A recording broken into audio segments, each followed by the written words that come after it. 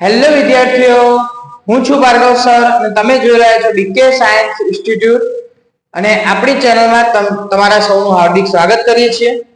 તો બેટા, હવે આગામી પરીક્ષા જે વાર્ષિક પરીક્ષા તમારી થવા જઈ રહી છે, તો એના એસાઇનમેન્ટ આવી ગયા છે માર્કેટમાં, બરાબર છે? તો આજે આપણે શરૂઆત કરીએ એસાઇનમેન્ટ સોલ્યુશન, ધોરણ 9 વિષય ગણિત, પ્રકરણ 10 વિભાગ સી. બરાબર, ચલો શરૂઆત કરતા પહેલા આપણે જે પ્રકરણ ભણવાના છે, જે પ્રકરણ દાખલા જોવાના છે, આની થોડી વાત કરી લઈએ. પ્રકરણ 10 એટલે કયું ચેપ્ટર? તો હેરોનનું સૂત્ર. હવે હેરોનના સૂત્રના ચેપ્ટરની અંદર એક જ સૂત્ર આવે છે ક્ષેત્રફળનું, વર્ગમૂળમાં s s - a s - b s - c. અને s એ શું દર્શાવે છે? તો અર્ધ પરિમિતિ. હમણાં આપણે દાખલા ગણીશું એટલે તમને એકદમ ડિટેલમાં સમજણ પડશે. ચલો શરૂઆત કરીએ. ત્રિકોણાકાર ખેતરની પરિમિતિ 420 મીટર અને બે બાજુઓનો ગુણોત્તર અને તેની બાજુઓનો ગુણોત્તર 6:7:8 છે. આ ત્રિકોણનું ક્ષેત્રફળ શોધો. ચલો બેટા, હવે સમજો. પહેલા તો તમને ત્રિકોણાકાર ખેતર કીધું, તો ધારો કે સમજો આ ખેતર, બરાબર, અને હું નામ આપી દઉં a b c. હવે પરિમિતિ કેટલી આપી? તો 420 મીટર. પરિમિતિ બરાબર 420 મીટર. હવે એક વસ્તુ યાદ રાખો, પરિમિતિ એટલે શું? તો આ ત્રણેય બાજુઓનો શું થાય? સરવાળો. આ ત્રણેય બાજુઓનો સરવાળો તમે કરો એને શું કહેવાય? ત્રિકોણની પરિમિતિ. પણ અહીંયા તમને શું આપ્યું? તો બાજુઓનો શું આપ્યું બેટા? ગુણોત્તર આપ્યો. ખાસ ધ્યાન રાખજો, હવે તમને બાજુઓના માપ આપ્યા નથી. તો જ્યારે તમને ગુણોત્તર આપ્યો હોય, આ રીતે જેમની અંદર વેલ્યુ આપી હોય ત્યારે હંમેશા x ધારવાનું. બાજુનું માપ કેટલું ધારવાનું? x. ત્યાં લખો ખેતરની બાજુનું માપ ધારો કે x છે. તો આ કેટલું થઈ જાય બેટા? 6x. આ કેટલું થઈ જાય? 7x. અને આ કેટલું થઈ જાય? 8x થઈ જાય. ચલો હવે સમજો બેટા ખાસ. તો ખેતરની બાજુનું માપ x તમને ખબર પડી. તો a બરાબર કેટલા થયા? 6x. b બરાબર કેટલા થયા? 7x. અને c બરાબર કેટલા થયા? 8x. બરાબર. ચલો હવે ખાસ ધ્યાનથી જોજો. 6, 7 અને 8x થયા. ચલો હવે આપણે પરિમિતિ બરાબર શું લખીએ? તો પરિમિતિ બરાબર a + b + c. પરિમિતિ આપણને કેટલી આપી? 420. ચલો a કેટલા? 6x, b 7x અને c કેટલા? 8x. ચલો 8 ને 7 15, 15 ને 6 21. ચલો 420 બરાબર કેટલા x થયા?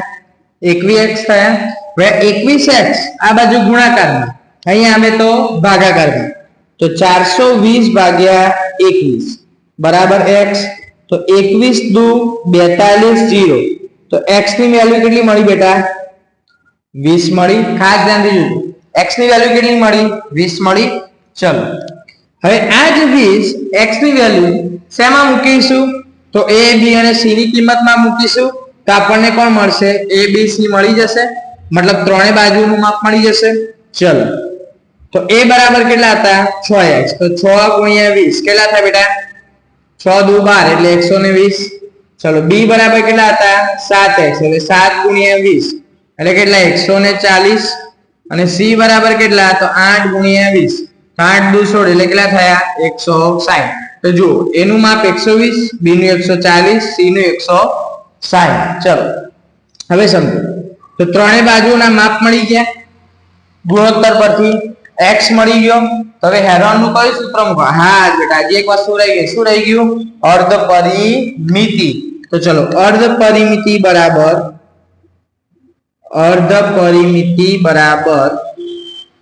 પરિમિતિ ભાગ્યા કેટલા? 2. ચલો પરિમિતિ કેટલી આપી છે તમને રકમની અંદર? 420. 420 ભાગ્યા 2 કરો, 21 દુ 42 એટલે કેટલા? 210 મીટર. ચલો અર્ધ પરિમિતિ કેટલી આવી બેટા? 210. ઓકે, ચલો હવે અહીંયા બાજુમાં હું ગણું, જગ્યા નથી એટલા માટે. ચલો હવે આપણે સૂત્ર મૂકીએ તો ત્રિકોણાકાર ખેતરનું ક્ષેત્રફળ બરાબર વર્ગમૂળમાં s s minus a s minus b s minus c. ચલો s ની વેલ્યુ બેટા કેટલી આવી? ખાસ જોજો, s ની વેલ્યુ કેટલી આવી? તો અર્ધ પરિમિતિ કેટલી આવી બેટા? 210. તો 210 minus a એ કેટલા છે? 120. ચલો પછી b કેટલા છે? 140. તો 210 minus 140. પછી પાછા 210 minus 160. ચલો આગળ જોઈએ, બાદબાકી કરીએ. 210, ચલો 210 માંથી 120 જાય તો ચલો 210 માંથી 100 જાય તો 110 ઉપર બીજા 20 કાઢો એટલે કેટલા વધે? 90. અહીંયા 90 માંથી હજી 20 કાઢો એટલે 70. અહીંયા કેટલા વધશે? 50. હવે સમજવાનું ખાસ છે બેટા, દરેક વિદ્યાર્થીને અહીં સુધી આ બધું જ આવડે, પણ બસ અહીં સુધી બી આવડી જાય, બાદબાકી બી કરી લેશે કિંમતનું. પણ મુખ્ય કન્ફ્યુઝન ક્યારે થાય? કે જ્યારે અહીંયા આવે. કેમ કે હવે આપણે શું દૂર કરવાનું? વર્ગમૂળ દૂર. અને વર્ગમૂળ દૂર કરવા માટે પહેલા આપણે શું કરવું પડે? વર્ગ કરવો પડે. એટલે હવે સમજો બેટા ખાસ, જ્યારે તમે અહીંયા આવો તો આ દરેકને જેટલા બને શક્ય હોય એટલા નાના કરો, એમના ભાગ પાડો. તો સમજો પહેલા 21 210 છે તો 21 ગુણ્યા 10 લખાય. ચલો 21 ગુણ્યા 10, 90 એટલે 9 ગુણ્યા 10, 70 એટલે 7 ગુણ્યા 10, 50 એટલે 5 ગુણ્યા 10. ચલો હવે જુઓ બેટા 10 કેટલી વાર થયા? 1 2 3 અને 4. તો પહેલા 2 નો 10 નો વર્ગ અને બીજા 2 10 નો વર્ગ કરી દઈએ. બરાબર, જુઓ આ 2 10 નો વર્ગ થઈ ગયો અને આ 2 10 નો વર્ગ થઈ ગયો. ચલો હવે શું વધ્યું? 21 વધ્યા. પછી શું વધ્યું? 9 વધ્યા. પછી શું? 7 વધ્યા અને પછી 5 વધ્યા. ચલો બંને 10 એમને એમ રાખીએ. 10 નો વર્ગ 10 નો વર્ગ. ચલો 21 ના ભાગ પાડો બેટા. 7 તરી 21, 9 એટલે કોનો વર્ગ? 3 નો વર્ગ. ચલો 5 એમના એમ, આ 7 એમના એમ. ચલો હવે જુઓ બેટા ખાસ જોજો હો, 7 કેટલી વાર થયા? 2 વાર. તો 7 નો પણ શું થઈ ગયો? વર્ગ. ચલો 3 નો પણ વર્ગ. ખાલી શું વધ્યા? 3 અને 5. ચલો વર્ગ અને વર્ગમૂળ કેન્સલ. તો જેટલા વર્ગ કર્યા હોય એ બધાને બહાર લખો. 10 ગુણ્યા 10 ગુણ્યા 7 ગુણ્યા 3. વર્ગમૂળમાં કેટલા આયા? 5 તરી 15. ચલો 10 ગુણ્યા 10 100, 7 તરી 21 એટલે કેટલો જવાબ આવ્યો? 2100 વર્ગમૂળમાં 15 મીટર સ્ક્વેર. તો ત્રિકોણાકાર ખેતરનું ક્ષેત્રફળ કેટલું આવ્યું? 2100 વર્ગમૂળમાં 15 મીટર સ્ક્વેર. ચલો જ્યારે લખવા બેટા લખી દો. આગળ બીજો દાખલો ચલાવીશ એટલે આ પૂછી દઈશ. બરાબર, લખવો હોય તો લખી દો બેટા. સ્ક્રીનશોટ પાડો તો સ્ક્રીનશોટ પાડી લો.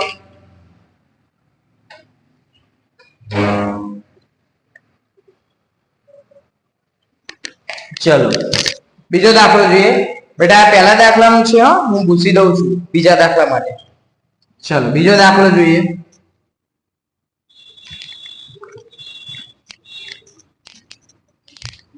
ચલો સમદ્રી બાજુ ત્રિકોણની પરિમિતિ કેટલી આપી? 32 સેમી. હવે પહેલા એ સમજો, તમને અહીંયા ત્રિકોણનો પ્રકાર આપ્યો કયો? સમદ્રી બાજુ. સમદ્રીનો અર્થ એવો થાય કે ત્રિકોણની બે બાજુઓ કેવી હશે? સરખી. અને એની પરિમિતિ તમને કેટલી આપી? 32 સેમી. હંમેશા બેટા યાદ રાખો, ઘણા વિદ્યાર્થીઓ શું કરશે? સર હવે તો બે જ આપી, ત્રીજું કેવી રીતના આવે શોધીએ? પણ અહીંયા સમજો, તમને સમદ્રી બાજુ ત્રિકોણ કીધો તો બે બાજુ કેવી હશે? સરખી. તો કોઈ પણ બે બાજુનો ગુણોત્તર પણ કેવો હશે? સરખો હશે. એટલે બેટા હંમેશા પહેલા રકમ વાંચવાની જાવ. કેટલાય વિદ્યાર્થીઓ શું કરે?